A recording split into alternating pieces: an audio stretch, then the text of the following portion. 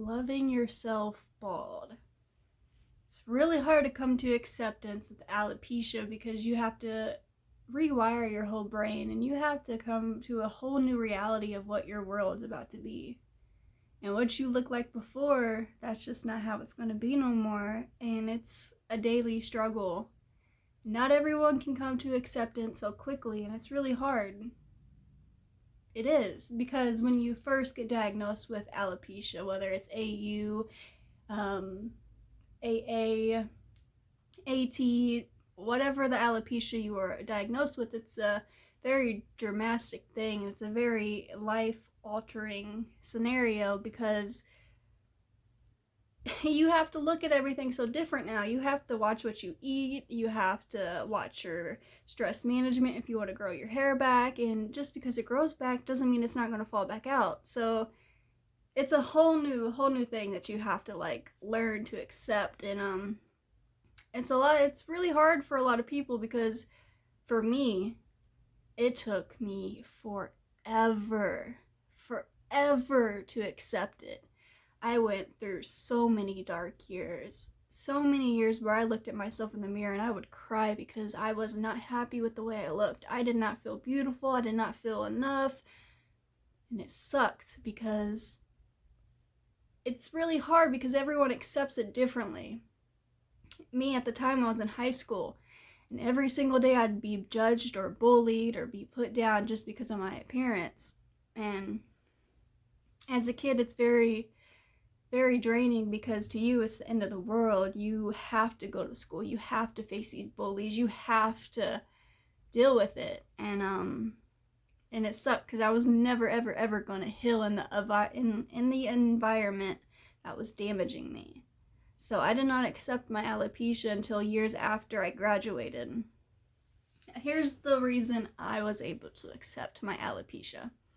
I got out of the environment. That was one main reason why I felt so bad about myself.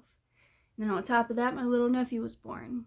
And around the time when he was like 3 or 4, I actually did shave what hair I had left on my head for him, so he would know it's okay to be different. He would know it's okay to look different.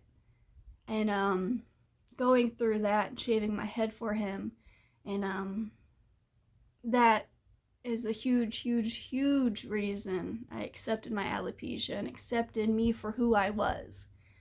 And not until then, and even after I accepted it, it still took a little time for me to adjust, to like convince myself and to remind myself daily that you are beautiful and that you are perfect and that you were made just the way you are for a reason.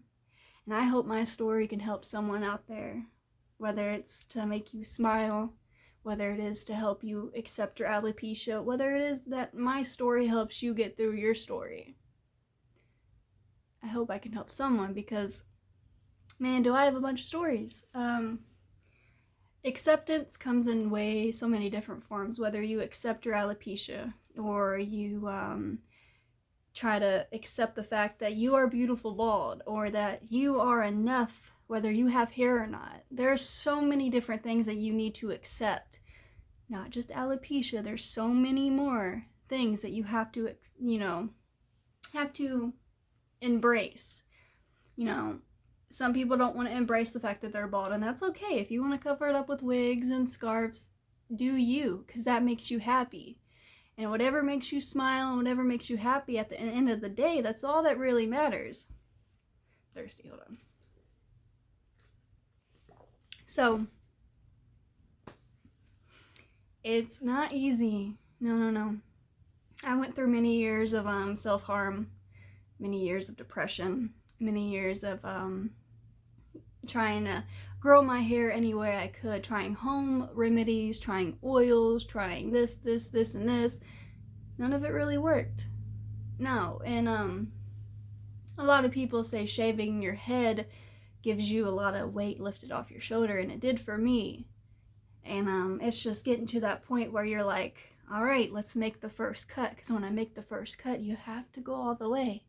And once you go all the way, it might be the best thing you ever done. But that's okay if you don't want to go that far. That's okay, because everyone does things in their own time. So don't feel pressured to force yourself to accept something you're not ready to accept. We all have our own time frame, and that's okay. And don't let other people make you feel bad when you feel bad about yourself. What we go through on a daily battle is so hard. We have to, look at ourselves every day. We have to deal with the judgment, the looks, the ridicule. We have to deal with that every single day of our lives. It's really hard because if you're getting out in that dating scene, you're really timid because, you feel different and you feel like you're not good enough because you have to wear a wig, or, you hope someone doesn't notice your wig. And it's just the whole 9 yards that not many people will ever be able to understand. That's why when it comes to bald pranking and stuff like that, I don't agree with it, because unless you have walked in our shoes, or you have been there step by step, day by day with someone who is struggling with being bald and losing their hair, they will never understand how mentally and emotionally we are messed with every single day, whether it's by the bullies or by ourselves. It's so hard for us. And I just want you guys to know that you're enough and you are beautiful, and it's okay if you don't feel like that right now. It's okay. It's okay if you're sad. It's okay if you don't feel pretty. It's okay if you don't feel like you're at all good enough, because there will come a day where you will accept it.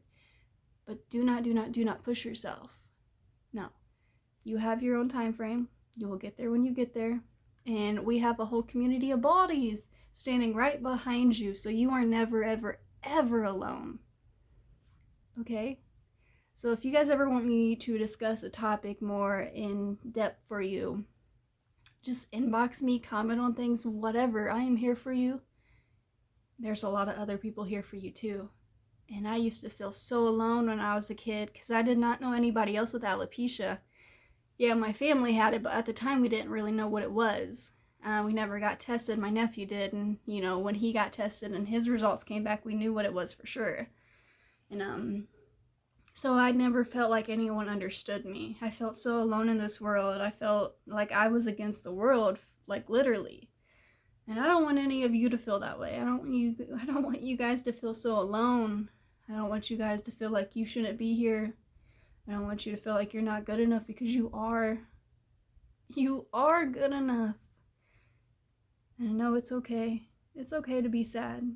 And it's okay to feel these feelings of doubt and not being good enough. It's okay. I want you to know that is okay. There will come a day where you will feel better, and you will feel a little bit better in your own skin. And you gotta ignore the judgment and the looks, because people are so curious, and curiosity killed the cat. Not everyone knows boundaries with people. They don't. Everyone thinks their opinion needs to be shared, and it doesn't. So, if you can, try to take a deep breath.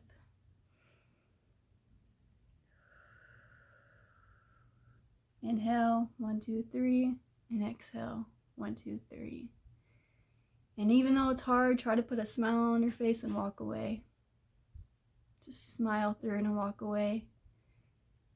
And it's gonna kill them with kindness. And I used to hate that saying, kill them with kindness, because why would I want to do that when they've caused me so much pain? But killing them with kindness will be the best thing you can do. So hang in there, because you are worthy, you are enough, and you are perfect just the way you are. And you will accept it on your own terms. So hang in there. You are stronger than you will ever be able to give yourself credit for. You will not be going through anything that you cannot handle. It's going to be hard for a while, but you got this, okay? I believe in you.